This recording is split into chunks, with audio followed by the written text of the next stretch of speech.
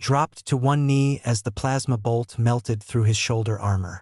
White-hot agony flared, smelling of ozone and scorched meat, but his eyes never left the advancing line. He reached down with his remaining good hand, fingers locking around the matte black grip of his rifle, and began to stand. If you want to see how an ordinary man becomes a legend among the stars, subscribe and walk the front lines with us. Now let's see where the madness began. 9 hours earlier, Kalen had been sitting in the mess hall of Sector 7-Way Station, complaining about the lukewarm texture of his reconstituted protein mash. It was a mundane grievance, the kind shared by men who expected a quiet shift. Sela watched the archival playback from the Zenith Prime observation deck, her bioluminescent cilia flickering a rhythmic amber.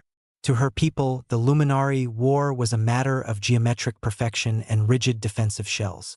You calculated the incoming yield, you adjusted the shields, or you retreated. There was no middle ground for broken things.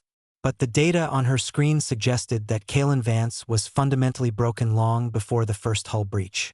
His file was a desert of inspiration. He was a security officer, grade 3.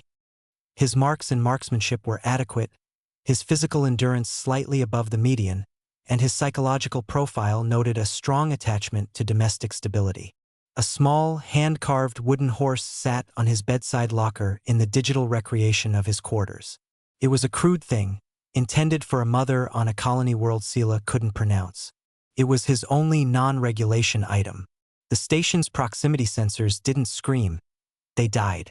Malachor the Eternal's raiders didn't believe in warnings.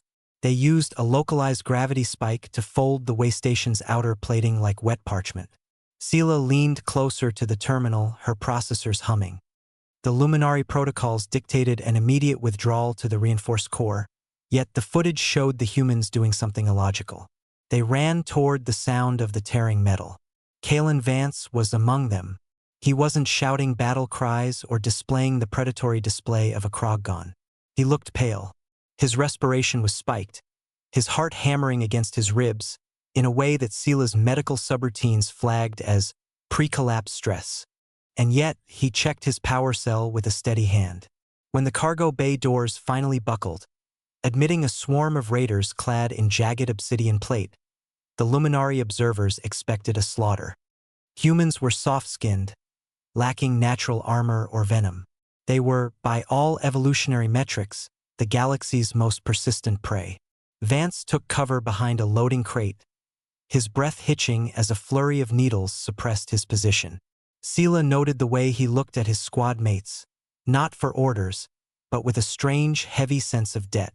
Adversity is not just a challenge for these creatures. It is their primary evolutionary architect.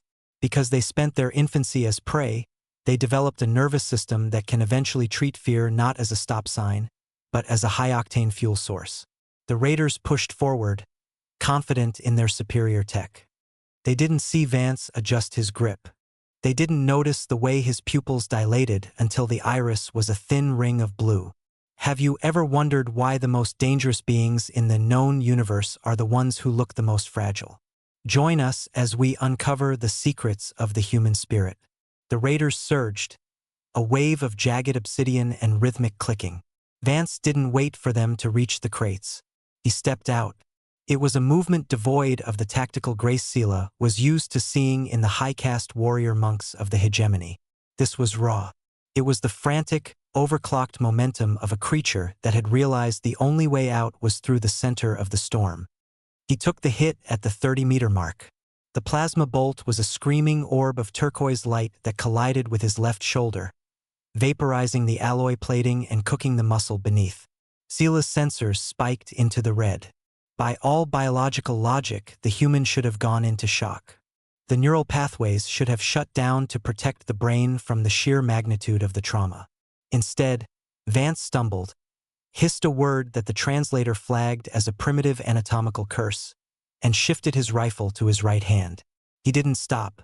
Sela watched the telemetry in disbelief. Vance's heart rate wasn't just high. It was rhythmic, pulsing in a terrifying synchronicity with his trigger pulls. He was ignoring the system failure signals of his own body. He was compartmentalizing the agony into a small box and sitting on the lid. The skirmish at the way station ended when Vance threw a localized thermal charge into the Raiders' boarding craft. But the archival footage skipped forward. The demon of Ethelgard had a larger destiny. 3 days later, the human was no longer defending. He was infiltrating. The interior of the Void Reaver was a labyrinth of cold iron and toxic mist. Vance moved through the engineering core like a ghost made of bruises and radiation burns. His left arm was useless now, strapped to his chest with a strip of torn flight suit, but his right hand held a stolen welding torch with a tremorless grip. Malachor the Eternal found him near the primary power conduits. The Pirate Lord was 3 times Vance's mass, encased in powered ceramosteel that had weathered a century of vacuum. The struggle was not a duel. It was a demolition. Malachor's blows cracked ribs like dry kindling. He swung a heavy gauntlet, shattering Vance's jaw and sending him spiraling into a bulkhead. Sela found herself leaning toward the screen, her own respiratory vents fluttering. "Get up," she whispered to the empty observation deck. Vance did more than get up. As Malachor leaned in for the execution, the human lunged. He didn't use a standard strike.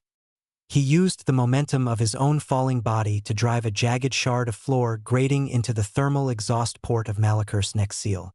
In the same breath, he jammed the high-output welding torch into the gap. The resulting flare of white light blinded the sensors for 3 seconds. When the picture cleared, the Pirate Lord was a slumped heap of melting metal, and Kalen Vance was crawling toward the manual override lever, leaving a smear of dark crimson on the deck. He had won.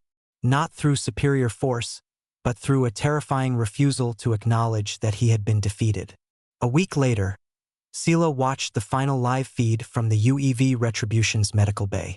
Vance sat on the edge of a hovercot, his chest wrapped in layers of synth-flesh bandages.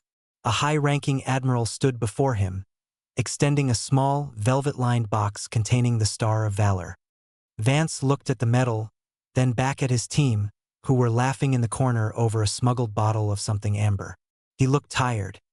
He looked like the completely ordinary man his file claimed he was. "It was just a bad day at the office, sir," Vance muttered, his voice raspy from the intubation. "Anyone would have done it." He reached into his bedside locker and pulled out the small, hand-carved wooden horse. His fingers, scarred and trembling slightly, traced the rough grain of the wood.